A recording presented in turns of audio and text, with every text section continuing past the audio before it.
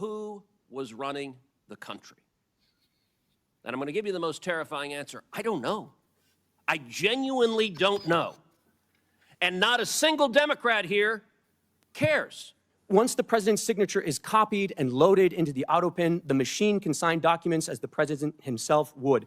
To be blunt, by using the Autopen, anyone can sign documents as the president himself. So it's really no shock to me, right, that the Democrats skipped this important hearing about the cover-up of Joe Biden's mental and cognitive decline and the fact that they use Autopen to basically run his presidency, right? It really wasn't Joe Biden that was president in 2020 to 2024, and we know that now, okay? And the fact that the Democrats, like he said, didn't show up, it's an admission of guilt. Them boycotting this hearing just shows you that they were involved in one way or another. So we need to find answers, because the fact that he wasn't really president and passed all these policies using the Autopen, and the fact that the American people clearly saw he wasn't mentally capable to be the leader of America, these people knew that. And the fact that they deny they knew his mental decline or the severity of it is just clown world. That's clown world. Every single speech or event he was at, he was either stumbling over his words, stumbling over his feet, or it's just frankly asleep, literally. And you know what?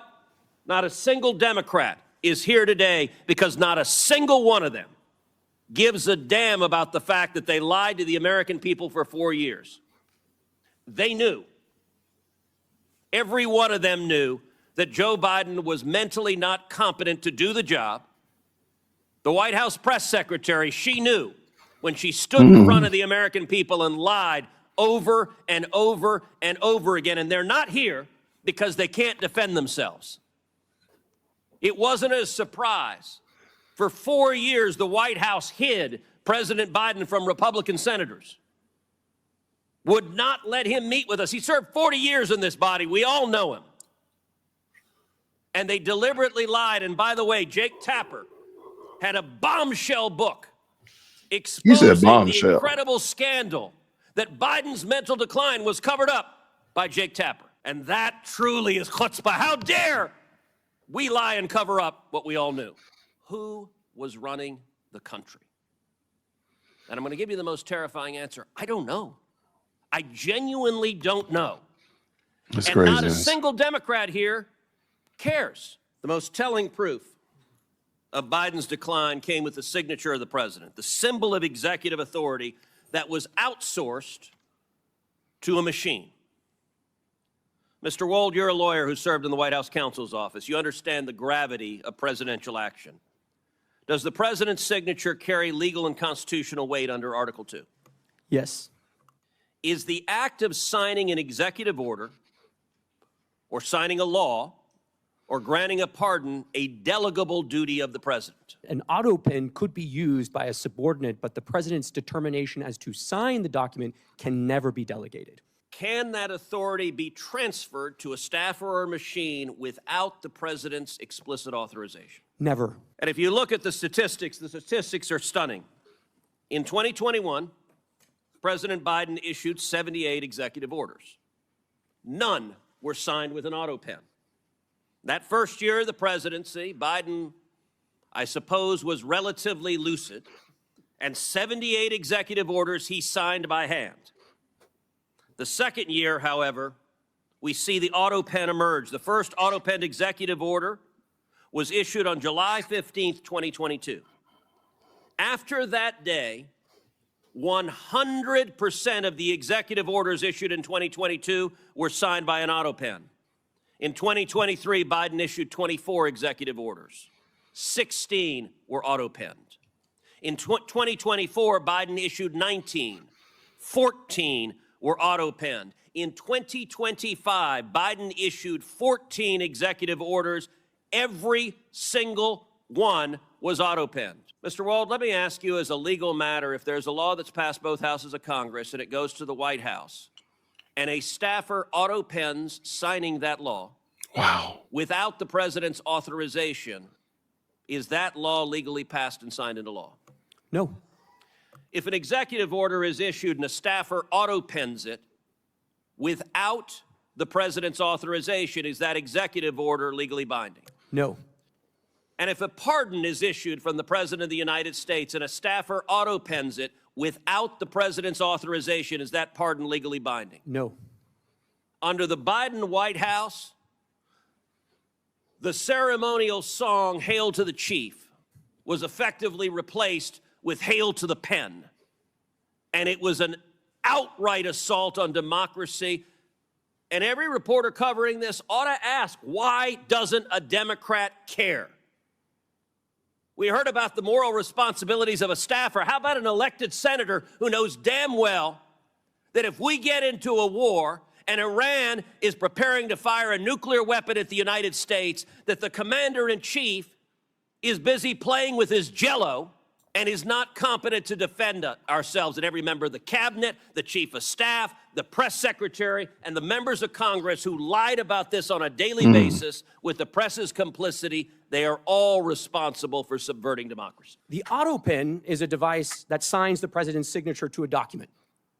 The Oversight Project, of which I am a board member, has discovered that the Biden White House deployed an Autopen to affix President Biden's signature to pardons, prison commutations, executive orders, and presidential proclamations. The Oversight Project's research has found that the Biden White House first deployed the Autopen to affix President Biden's signature to a proclamation on day 5 of his administration, and that there were at least 3 different Autopen signatures in use throughout President Biden's tenure in the White House.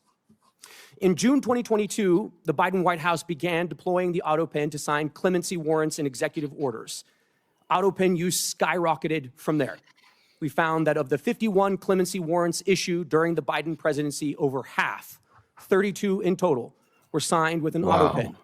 And these include some of the most controversial acts of clemency of the Biden presidency, including death row commutations and the preemptive pardons of members of the Biden family, Dr. Anthony Fauci, General Mark Milley, and more that were issued in the final days of the Biden presidency. We reviewed President Biden's schedule in his publicly available media and were unable to find any record of President Biden's personally approving these actions, such as a statement issued by the president himself to reporters. In addition, we found that the Biden White House used the Autopen to affix President Biden's signature to clemency warrants and executive orders while the president himself was in Washington, D.C. for at least some of that day, and thus was presumably available to sign important executive actions. Finally, we found multiple days where President Biden wet-signed a bill into law, but used an Autopen to issue an executive order or for other important executive actions. The Biden White House's widespread use of an Autopen to affix President Biden's signatures to documents that exercise executive powers belonging solely to the president poses significant constitutional, legal, and practical considerations. Once the president's signature is copied and loaded into the Autopen, the machine can sign documents as the president himself would. To be blunt, by using the Autopen, anyone can sign documents as the president himself. Now, to be clear, I'm not here today to suggest that the Autopen is bad. It's just technology. I'm here today because of questions concerning President Biden's capacity and whether the Autopen was used to usurp presidential power or to conceal the president's decline.